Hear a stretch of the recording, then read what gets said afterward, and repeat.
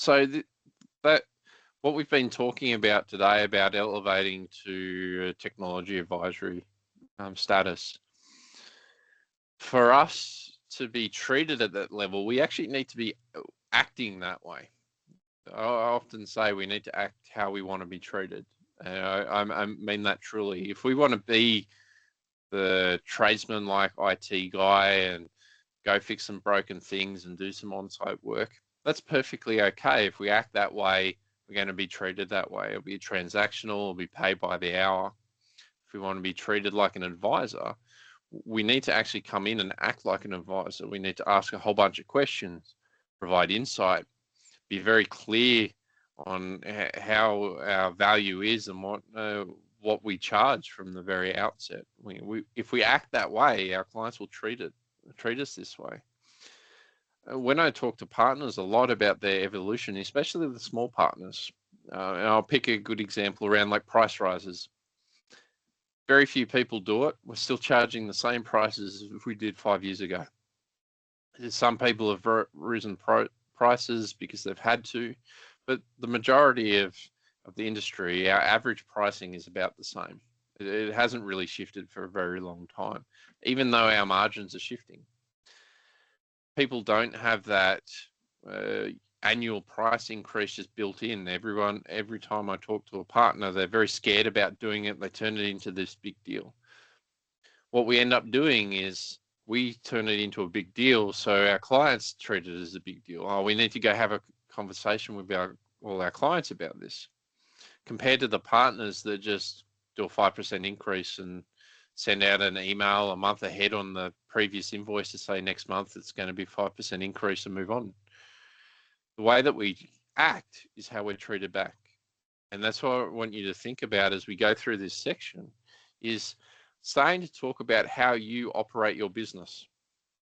Because if you're a low maturity business, it's unlikely a high maturity business is going to engage with you at all.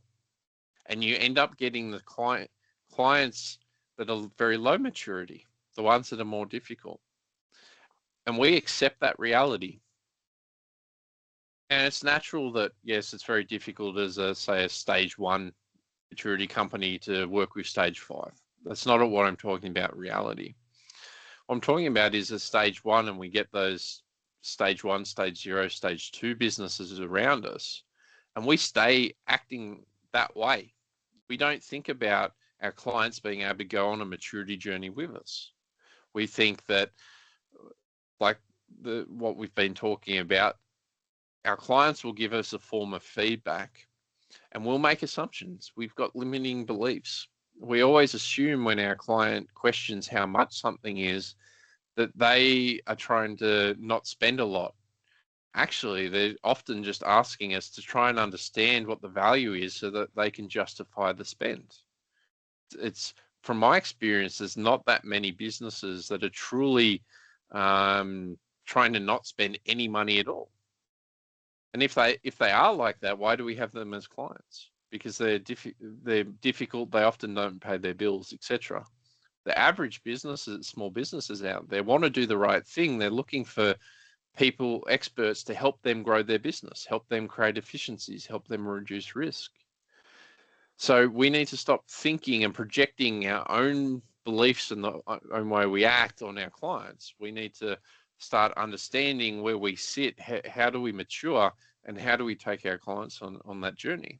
And this sort of framework that I'm showing at the moment is a good way to focus in on where do you sit, how do you get to the next stage, how do you bring your clients to the next stage. So most of us in this room are going to be stage 1, stage 2 businesses. We're either forming, we've been around for quite a while. You as the owner are still making all the micromanagement decisions. There's not really formal processes happening. We don't really have a whole lot of financial acumen and discipline in place. So those couple of things that I just described, well, those are focus areas to mature. How do you stop making micro decisions? Well, you can drive more formal processes to be documented. You can set up You can create your strategy and your vision and start to train your people and focus on that. You can develop financial discipline by understanding your numbers, putting in a rhythm to review your monthly numbers, understanding your core drivers.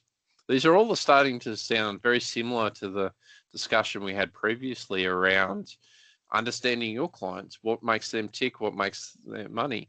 If you start doing that internally, all of a sudden you'll be not just create better business for yourself, all that information through that maturity journey that you're going on, we can start talking to your clients about that as well, help them progress through. Stage 2, we might have some of those documented processes in place. We're probably not measuring a whole lot. We either do it or we don't kind of measurements. And there's often we've got a leader where we're directly managing them, and then they're managing their people. It's still sort of micromanagement, but it's less micromanagement. It's an owner to a leader or two. When you start thinking about this in your clients, they go on this same journey.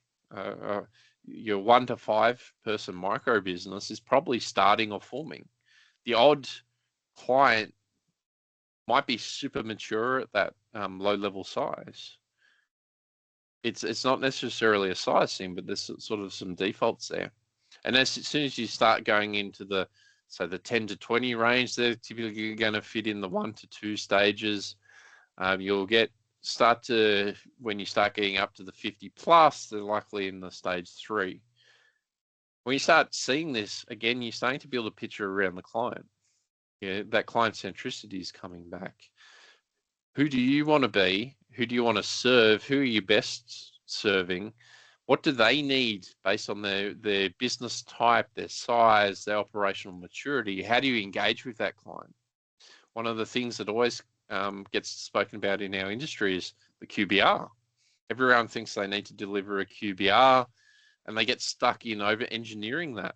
Or we need to get it perfect before we start rolling it out. Well, one of the things I always say is, if most of your clients are quite immature, they're not even going to resonate with a QBR because they don't even operate their business that way. That budgeting that we've spoken about with hardware lifecycle management, a lot of businesses don't even run by a budget. So if we aren't bringing them proactive information to help them start developing a budget, they're only going to make decisions based on their need immediately, which they need to have instant gratification, or they're going to only buy stuff when they see cash in the bank, because again, it's a reactive decision. This tool is quite powerful, so we can apply it not just to our business but our clients. And so, focusing back on ourselves for a minute, think about where you sit and what that truly means to you and where you want to get to. Because going from each one of these stages is typically a 3 to 5 year journey. You don't start at stage 0 and then automatically jump to stage 5. You might be able to skip a stage if you're mature and you've done this before. If I use the TSP advisory as an example, we're still a startup, but we've been able to jump to probably in between stage 2 and stage 3, because this is my third sort of consulting, coaching, advisory company. It's actually the 4th, 5th role that I've had. I've been here and done it before.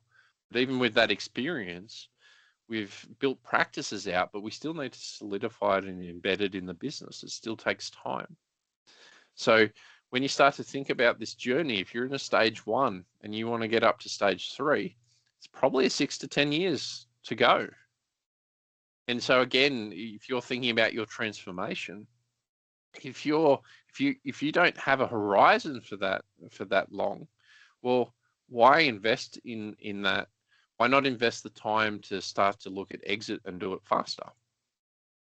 Those are the sort of questions we need to be asking ourselves.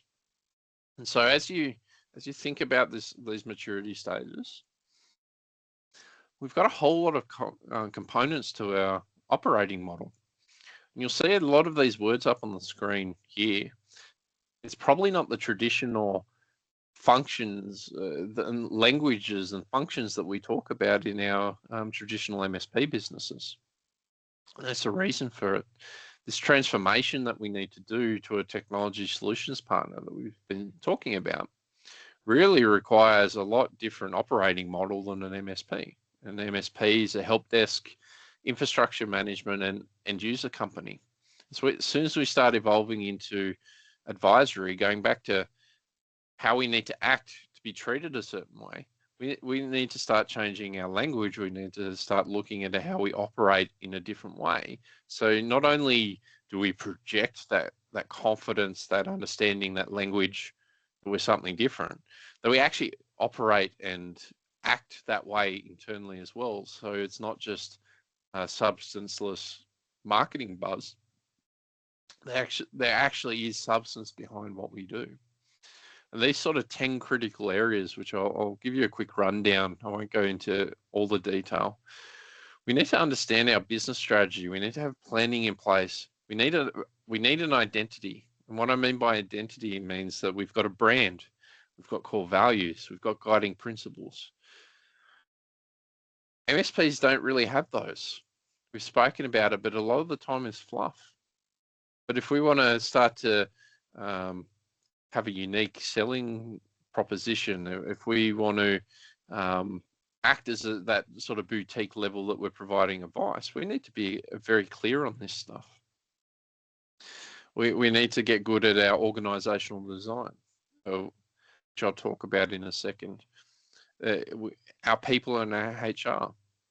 It's one of the functions we don't do very well in our small business. We don't have training and development plans. A lot of us don't even have employment contracts. We don't have success profiles for job roles. We need to design our orgs differently, and the people and skills that we need in our org are changing. Our business commercials and administration, that's our finance, but it's also our contracts, both with clients and vendors. What sort of governance practices do we have around that? How do we administer our business day to day? Our solution productization. We spoke about the solution portfolio, the expanding needs. It's not a stack. We need to start looking at that client journey and the value streams there, and actually have a methodology to price and package, position, and message those. Our go-to-market and demand generation. We need to actually have a sales and marketing motion that interlocks together. Buying behavior is different. The way that people understand information, the way that we need to proactively drive that with clients is different to being that order taker MSP, that we wait till something breaks and then we'll send them a quote, or maybe we won't, and then deliver, where we're talking about those changes. The client experience and success, like how are we understanding the client centricity and then wrapping our operations around that? How do we engage with our clients to drive their success? Who do we have overseeing that? Our advisory, governance, risk, and compliance, not just externally with clients, but what are we doing internally to lift our posture in the way that we operate? MSPs are one of the biggest threats to our clients, but we never act that way.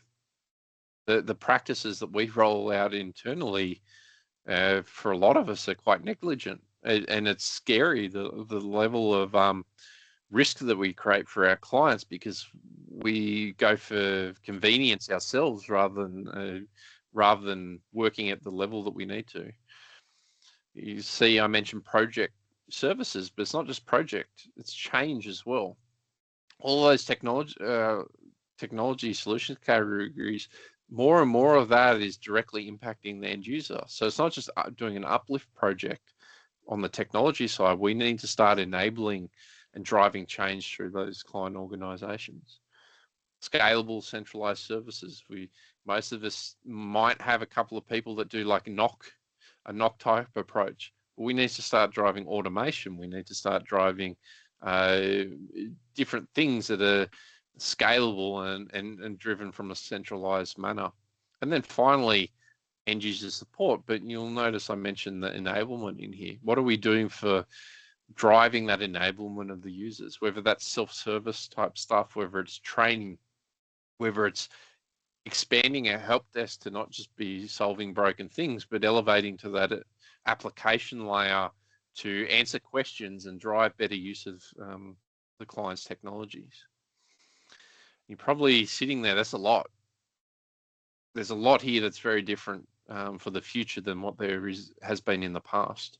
For MSP, even though it's a super complex business, when you start getting to the nuts and bolts of it, it's actually a fairly easy structure to put together and a lot of fairly easy functions, especially when we're just basically a fixed price break fix shop. But again, our client needs are changing. Client churn's going. We need to do something different. What we've done in the past isn't what's going to drive our success in the future. And that's not just the way that we project ourselves through sales and marketing or what solutions we provide. It's actually how we operate on a day-to-day basis. And we're going to have to change our thinking. One of those things is how we break down our businesses. We need to look at our functional approach. Most of us still revolve around that help desk. That's our core business. And that's what's been our core business in the past. It's quite legitimate. But this is, again, why I say most of us haven't evolved to managed services, because that centralized services should actually be the most important part of our business. But for most, it never has been.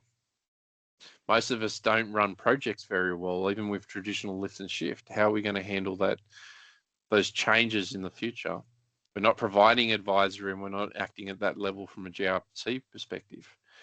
So we've been selling these cybersecurity solutions, or we've been stalling with it, but we don't have it tied to anything because we're not acting from a framework approach and an advisory perspective. So what we've done is just replicated what we've done with end user support and infrastructure management. We fixed price a static solution.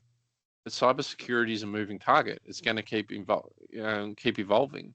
So what we've just done is locked ourselves into a legacy mindset, and we're backing ourselves into corners like we used to.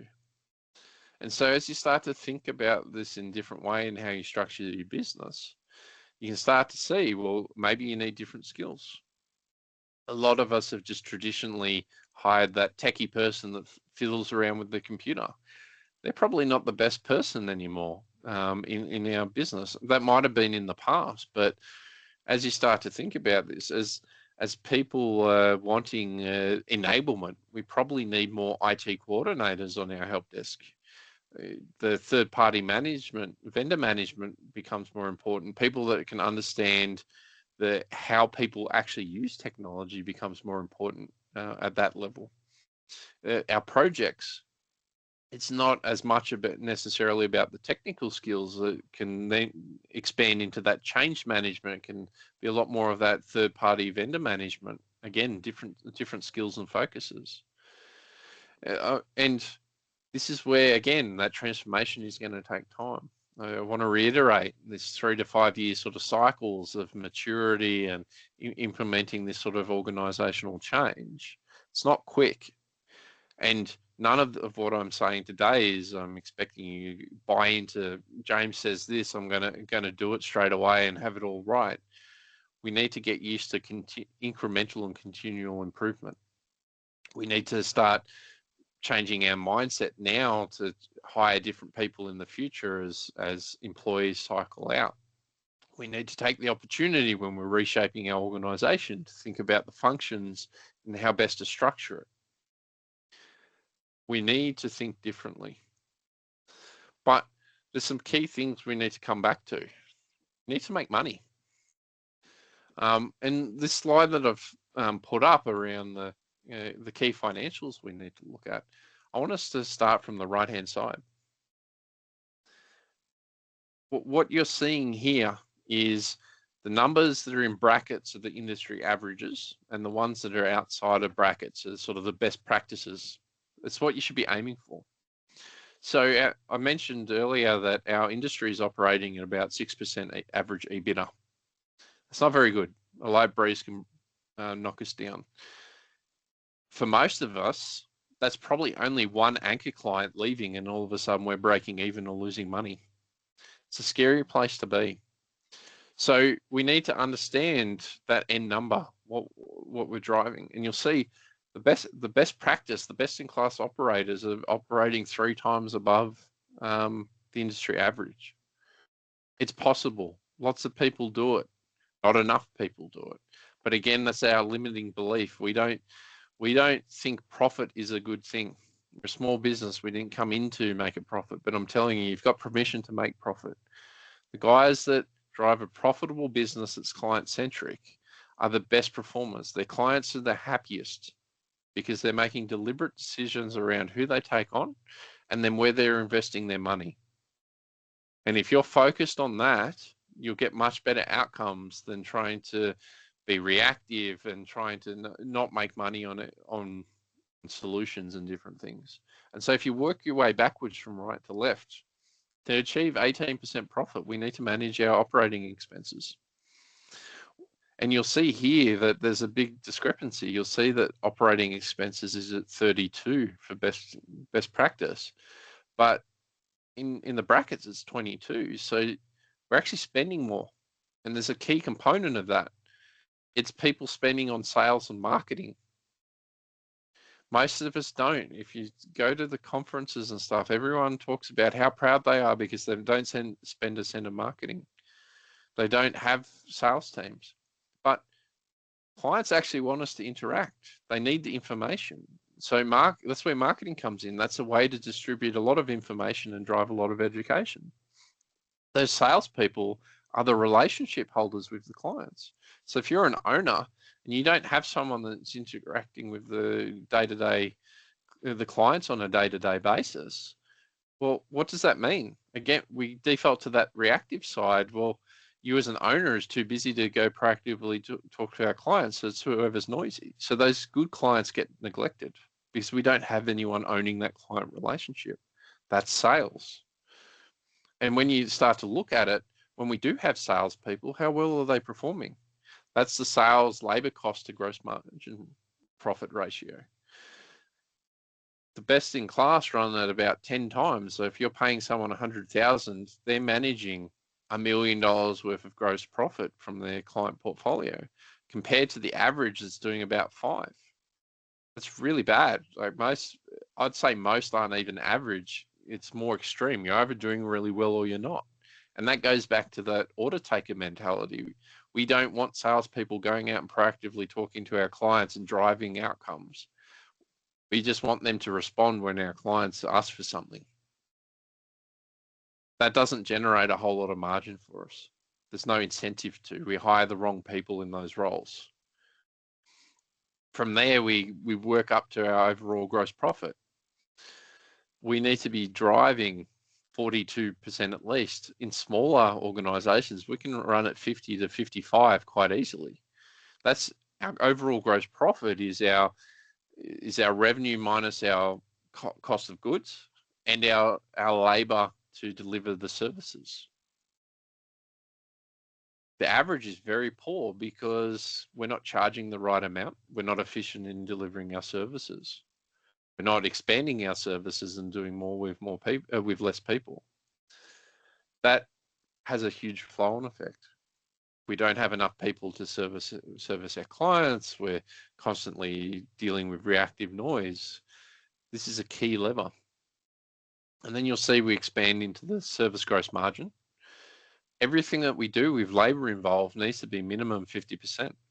The industry's average is 40, but I can tell you most people are probably around 35. Again, it's one of those sort of extreme things where people that do really well, and the people that don't. There's actually not that many people that run around average. But this is us managing those costs of delivering services, driving the price, charging for what we do instead of giving it all away for free, whether that's advice, whether that's solution design, whether that's as simple as a client puts an inquiry on a bill and then we automatically default to providing a credit memo instead of actually showing our value and sticking to our guns. And then off the back of that, when we look at our service labor cost to revenue ratio, we need to be operating 2.5 to 3 times what we're doing, what we're costing to what we charge. This is shrinking more and more. It's as those costs keep going up of our labor, we're not increasing the prices. We're not taking on more clients. We're not doing more with the people that we've got. Most people aren't measuring any of this, aren't reviewing this at all. And this is why we're not doing so well. But when you start to understand these levers, start to put a cycle around it and maturity around our budgets, you can start to see how you can lift the maturity of your clients as well, not just get better outcomes. Going back to our hardware lifecycle management.